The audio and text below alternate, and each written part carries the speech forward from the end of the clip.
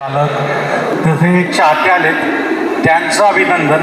ते आहेत म्हणून आम्ही आहे आणि स्टेजवर जे वरिष्ठ सगळे बैलगाडी मालक आहेत, चालक आहेत, त्यांचंही अभिनंदन की या तुम्ही जे लढा म्हणताय त्याला तुम्ही मोठ्या संख्येनं उपस्थित राहिला. आता मी काय काय गोष्टी मांडणार आहे आणि त्या कोणाला पटू किंवा न पटू, कारण काय आहे, जर आम्ही सोशल मीडियात काम करत असू तर मतं मांडण्याचा अधिकार आम्हाला आहेच. आणि आपण म्हणतो की लोकशाही चौथा स्तंभ काय असतो तर माध्यम असतो, मीडिया असतो. जरी आम्हाला म्हणत असतील यूट्यूबर, तर माझं पर्सनली सांगायचं, मी क्राईम रिपोर्टर म्हणून राहिलेलो आहे. मी चौथा खांबा मानतो. आता महत्त्वाच्या काय काय गोष्टी मी मांडणार आहे की काय, कुठलाही निर्णय असो, कुठलाही निर्णय असला का नाही तर तो निर्णय हिथं लगेच जाहीर नाही केला पाहिजे. तर मी असं म्हणेन की बैलगाडी शर्यत ही 14 देशात किंवा 25 देशात गेली, हे झूट आहे. तर त्याच्यापेक्षा जागा बघितली जात आहे, जिथं मराठी माणूस आहे त्या ठिकाणी बैलगाडी शर्यत बघितली जाते. तर प्रत्येकाचं एक म्हणणं असतं, तर इथं संघटनेतले जे पदाधिकारी आहेत, काय निर्णय झालं तर 5 ते 6 दिवस देण्यात यावं. कारण काय, सर्वच जण इथं बैलगाडी मालक उपस्थित नसतात. तर कसं होतं, त्यांची मतं विचारात घ्या. 5 दिवस तरी थोडा एक सामूहिक विचार होऊ द्या. त्याच्यानंतर कुठलाही निर्णय तुम्ही सांगा. हिथं झालं की हिथंच असं नका करू. 5 दिवस तरी ती मतं घेण्यात यावी. त्याच्यानंतर अजून एक महत्त्वाची गोष्ट आहे की आता ह्या विषयावर बघितली जाते, नाना तुम्ही बोलला शेवटी घेऊया, पण ॲक्च्युली जी बंदी झाली, सगळा विषय झाला, तर मूळ कुठं आहे? मूळ या ठिकाणी आहे बघा की इथला स्थानिक बैलगाडी मालकाला गुलाल भेटत नाहीये. आणि सातारी छकडी शर्यत, नावच आहे सातारी छकडी शर्यत. तर काय होतं, त्यामुळे तो राग तयार झालेला आहे. त्यातूनच एक जिल्हावर दुसरा जिल्हा, एक विभागाविरुद्ध दुसरा विभाग, आणि सगळ्यात महत्त्वाचं एक शर्यत प्रकाराबद्दल दुसरा शर्यत प्रकार बोलायला लागला. ही खूप भयानक गोष्ट आहे मित्रांनो, समजून घ्या. असं जर होत चाललं, एकमेकांबद्दल कटुता यायला लागली, तर बैलगाडी क्षेत्र बंदीच्या एकदम जवळ आहे. इथं सगळी ज्येष्ठ मंडळी आहेत, त्यांनी जो लढा दिला त्यामुळं आज आपण आस्वाद घेतोय, आनंद घेतोय, प्रसिद्धी भेटते, पैसा भेटतोय. पण खऱ्या अर्थानं ही टिकवणं आपल्या हातात आहे. आता सगळ्यात महत्त्वाचा अजून एक विषय की बैलगाड्याची स्पर्धा ही 3 स्तरात झाली पाहिजे. 3 स्तरात कसं, आणि ही जाणीवपूर्वक बोलतोय, अनेक बैलगाडी जे अभ्यासक आहेत हिथंच नाही जगभरात आहेत, त्यांनी काय काय मुद्दे सुचवलं ते तुमच्या समोर मांडतोय. बैलगाड्याची स्पर्धा ही 3 स्तरात हवी. कुठला स्तर तर पहिल्यांदा जिल्हा स्तर, म्हणजे आता सातारा जिल्ह्यात खूप बैल आहेत, तर जिल्ह्यात स्पर्धा हवी. एका जिल्ह्याचा समजा बैल असेल सातारा जिल्ह्याचा, तर सातारा जिल्ह्यातला बैल सातारा जिल्ह्यातल्या बैलाबरोबर पैरा करेल आणि नंतर पळेल. त्यातून काय होणार आहे, त्यातून जी 10 जो जणांना गुलाल भेटणार, काही म्हणजे 20 जणांना जो गुलाल भेटणार तो तिथल्या लोकांना भेटणार आहे स्थानिक. त्यामुळं जो राग आहे का नाही तो कमी होणार. तसंच सांगलीत घ्या, तसंच पुण्यात घ्या, जिथं बैलांची संख्या आहे तिथं जाऊ द्या. काय काय स्पर्धा ह्या विभागाच्या झाल्या पाहिजेत, पश्चिम महाराष्ट्र विभाग झाले पाहिजेत, आणि काय काय स्पर्धा ह्या राज्यव्यापी झाल्या पाहिजेत. तर त्यातून गोष्टी सगळ्या होणार आहेत. अजून एक महत्त्वाचं काय होतंय, आता इथं अनेक जण कुस्ती क्षेत्रात आहेत. मगाशी आमचे मित्र सचिन शेलार गेले, त्यांना पैलवान लावण्यासाठी किती घासावं लागतं हे विचारा. इथं अनेक राहुल जगताप आमचे मित्र आहेत, त्यांना पैलवान होण्यासाठी किती घासावं लागतं. तर काय होतंय बैलगाडी क्षेत्रात, आणि जाणीवपूर्वक मी आत्ता महाराष्ट्र केसरी हिंद केसरी स्पर्धा कव्हर करतो. हिंद केसरी स्पर्धा आता साताऱ्यात झाली होती. तर ज्येष्ठ जे हिंद केसरी पैलवान आहेत त्यांनी मला सांगितलं, बैलगाड्यात हिंद केसरी आणि महाराष्ट्र केसरी हे किताब लावू नका. म्हणलं मग लावायचं काय, तर हे किताब लावण्यापेक्षा नवीन किताब तुम्ही चालू करा. नवीन किताब कुठले, मग थोडा अभ्यास केला, पुन्हा वळलो. जे पुणे भागात जो घाट, पुणे अहिल्यानगर भागात जो प्रकार चालतो घाट, तिथं शर्यत सम्राट म्हणलं जातं. शर्यत सम्राट, महाराष्ट्र शर्यत सम्राट, भारत शर्यत सम्राट अशी किताब आलं पाहिजे.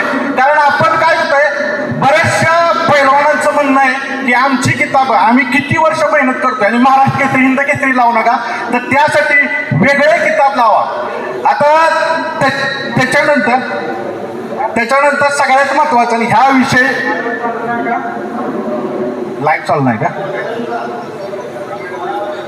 त्याच्यानंतर अजून एक गंभीर घटना, आणि याकडे मी तुमचं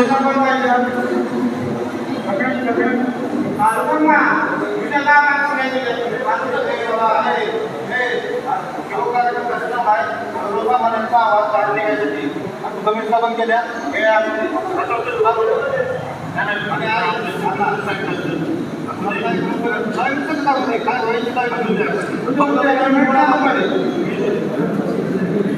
अजून एक विषय, जे आता पुणे भागात जो प्रकार झाला सगळ्यांना माहिती आहे. सोशल मीडियापासून जे मोठे मोठे चॅनल आहेत सगळ्यांनी तो प्रकार दाखवला.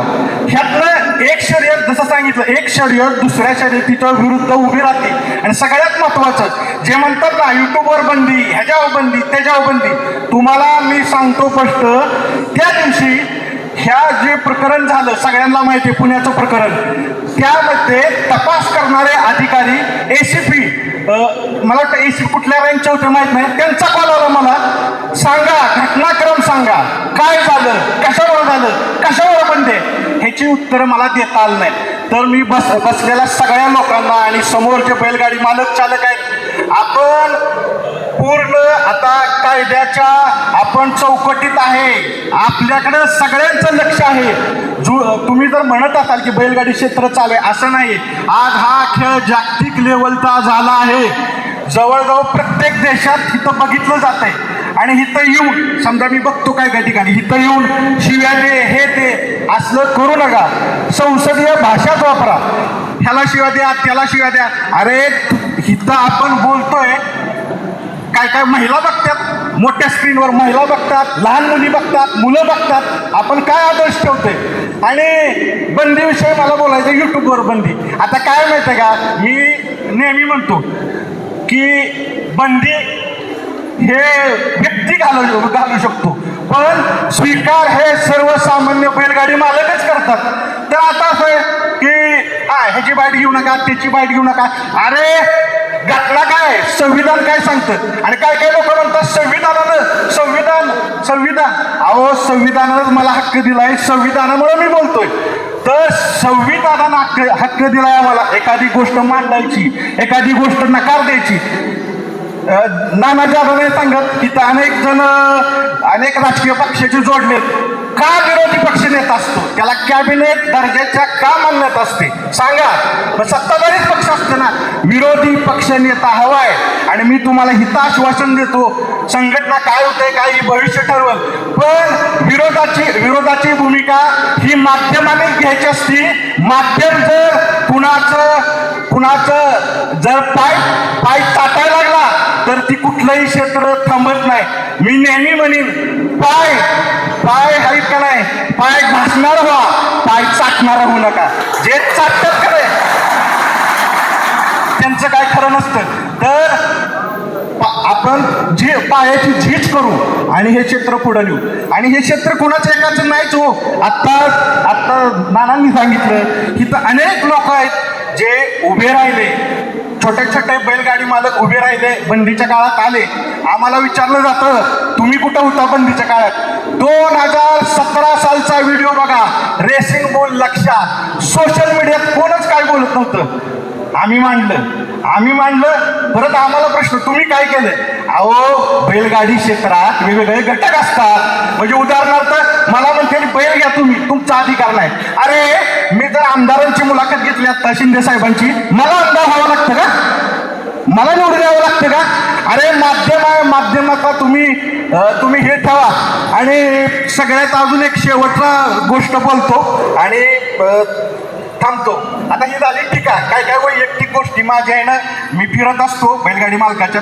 तर सगळ्यात महत्त्वाचं बघा, ही गोष्ट आलेली आहे पुढं, की जर बैलगाडी शर्यत असेल तिथं माणसांचे ॲम्ब्युलन्स आहेत, माणसांचे ॲम्ब्युलन्स आहेत, पण बैलांचे ॲम्ब्युलन्स का नाहीत? उदाहरणार्थ एखाद्या बैलाला अपघात झाला, काय प्रथमोपचार असतो तिथं? तर संघटनेला विनंती आहे मला माझी, तर मैदानाच्या ठिकाणी प्रथमोपचार होईल एवढं तरी काहीतरी सोयी असाव्यात. मी वारंवार पुणे भागात मुलाखती घेतल्यात, तिथं मागणी लावून धरा म्हटलं की हॉस्पिटल पाहिजेत, स्पेशल बैलगाडीसाठी बैलांसाठी हॉस्पिटल पाहिजेत जिल्ह्यात. ती मागणी मोठी आहे. संघटनेनं त्याचा विचार करावा की हॉस्पिटल आपल्याला उभं करायचे.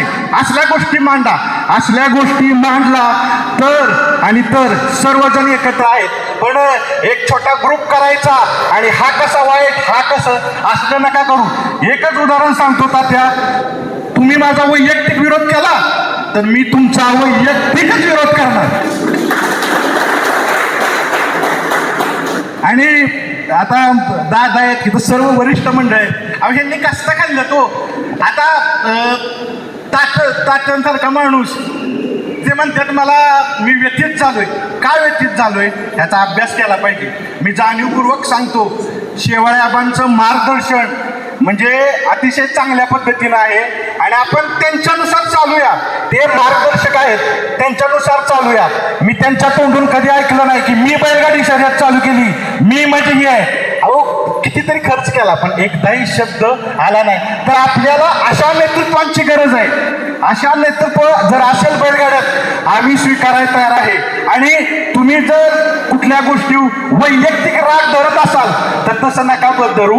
त्यातून केवढ्या मोठ्या घटना झाल्यात, आपण साक्षीदार आहोत. त्यानं अनेक जणांची कुटुंब बर्बाद झालेत, आपण सर्व साक्षीदार आहोत. तर बैलगाडी चांगल्या रीतीनं चालू राहावी, एकमेकांना आनंद द्यावा. त्यामुळं मी तर म्हणेन आणि इथनंच जाहीर करतो, जर ही संघटना चांगल्या रीतीनंच काम करते, जर काय फुटाफूट झाली किंवा काय झालं तर त्याही संघटनेच्या विरुद्ध आम्ही उभं राहणार. चुकीच्या गोष्टी केल्या तर चुकीच्या गोष्टीला विरोध करायची का?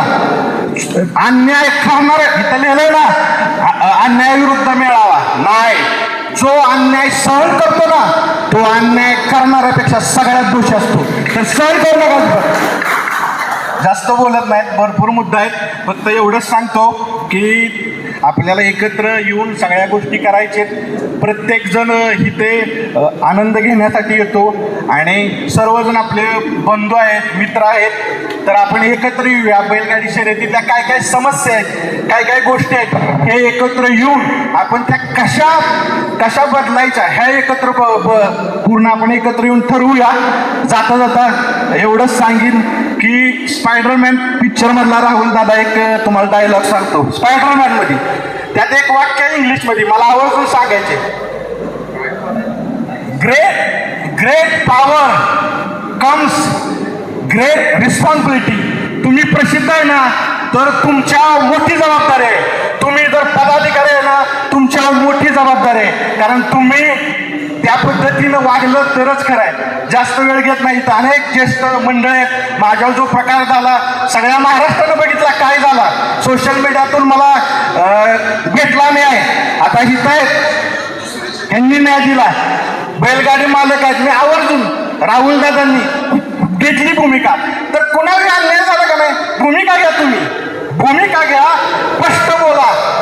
बोलणाऱ्यांचं ही राज्य आहे. आपली लोकशाही जिवंत राहण्यासाठी बोललं पाहिजे. इथंच नाही, कुठंही वाईट प्रसंग येईल, बैलगाड्यात नाही, कुठंही वाईट प्रसंगाला बोलत राहा. एवढंच सांगतो. धन्यवाद.